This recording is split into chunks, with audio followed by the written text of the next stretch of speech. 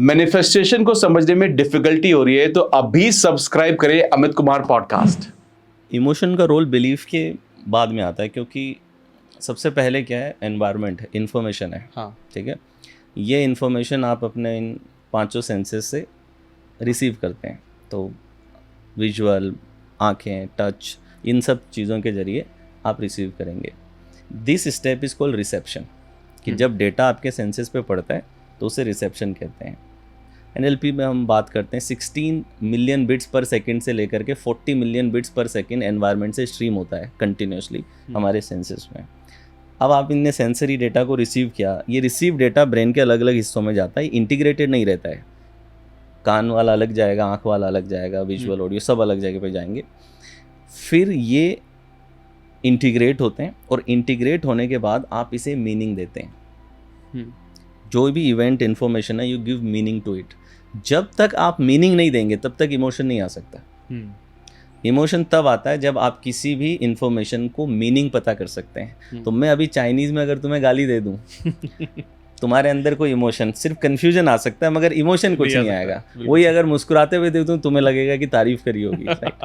तो आपको इमोशन पैदा करने के लिए इंफॉर्मेशन का मीनिंग फाइंड आउट करना बहुत ज़रूरी है।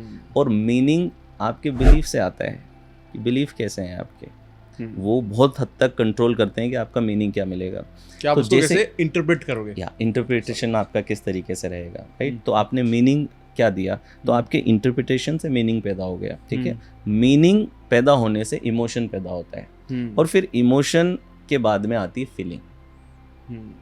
जब उस इमोशन को, इमोशन क्या है, एक इलेक्ट्रिकल इम्पल्स है और वो आपकी बॉडी में रिफ्लेक्ट होती है as a heart beat, as a breathing change, या फिर बॉडी टेम्परेचर में चेंज होता है, ब्लड प्रेशर में चेंज होता है। ठीक है, फिर आप फीडबैक लूप में रहते हैं। फिर ये जो बढ़ा हुआ हार्ट बीट है इसको आप वापस प्रोसेस करते हैं, जिससे और डर पैदा होता है और हार्ट बीट तेज होती है और ये पूरी एक विशियस साइकिल आपकी बन जाती है।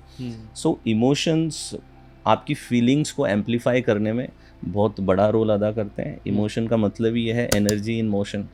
ठीक है, तो अगर हम एक मूवमेंट अट्रैक्शन में लाना चाहते हैं तो इमोशन का रोल यहाँ से बहुत बड़ा रोल आ जाता है।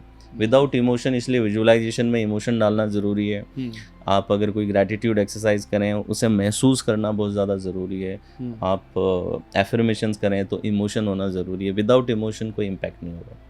Fantastic, very well explained. और आई थिंक बहुत लोग इसको आई थिंक रूट तक समझ पाए होंगे कि कितना ज़रूरी है ये जो राइट थॉट होना, राइट बिलीफ सिस्टम होना, और सही वक्त के साथ उसको बदलना कितना ज़्यादा ज़रूरी है अलॉन्ग विद योर इमोशंस।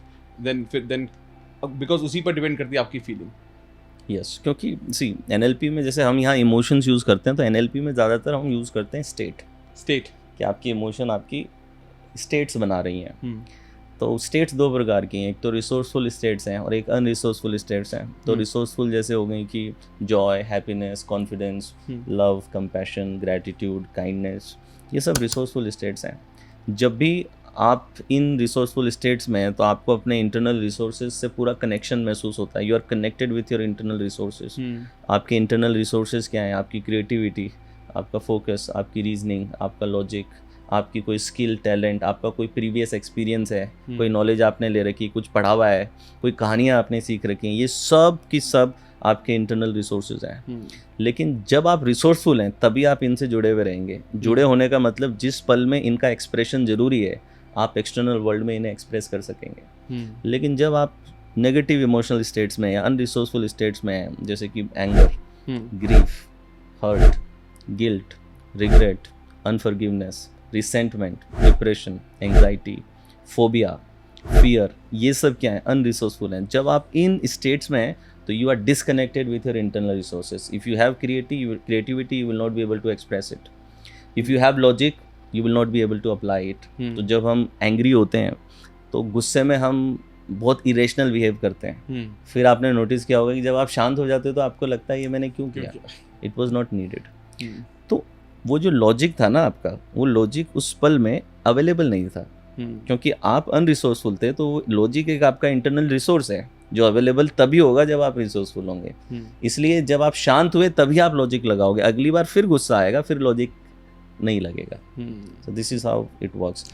अगर आपको पॉडकास्ट की ये क्लिप बहुत अच्छी लगी तो आप यहाँ से इसके कंप्लीट पॉडकास्ट को भी देख सकते हैं। इसके साथ साथ आप अपना सपोर्ट बनाए रखें, चैनल को सब्सक्राइब जरूर कर दें। Thank you so much.